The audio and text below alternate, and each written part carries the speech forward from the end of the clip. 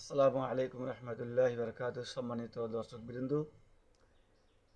সূরা লাহাবে আবু লাহাবের দুশ্মনীর যে ধরনগুলো সেখানে কিছু চিহ্নিত করা হয়েছে। প্রথমেই হচ্ছে, যখন আল্লাহ রাসূল সমস্ত লোকদেরকে সাফা পাহাড়ে আহ্বান করেছিলেন যে তোমরা ইসলাম গ্রহণ করো, তখন সে বলে তাব্বান লাকা, তুমি ধ্বংস হও।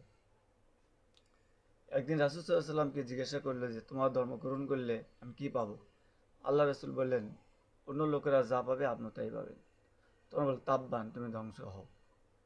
এমনকি তার ছেলের সাথে রাসূলের মেয়ের বিয়ে হয়েছিল, ইসলাম জন্য তার দুই মেয়েকে তালাক দেওয়া হয়।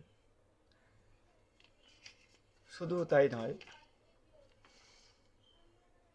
যখনই দূর দূরান্ত থেকে মক্কায় হাজিরা আসতো হজ করার জন্য, ইসলাম দাওয়াত দিতে গেলে সে তার বিপক্ষে কথা বলেন, অর্থাৎ রাসূলের বিপক্ষে কথা বলে রাসূলকে অপমান করতেন। এভাবে বিভিন্ন ইসলামী কাজে সে বাধা দিত। এক কথায় ইসলামী বাধা প্রদানের মধ্যে সেই একমাত্র বড় বাধা হিসেবে দাঁড়িয়েছিল আবু লাহাব।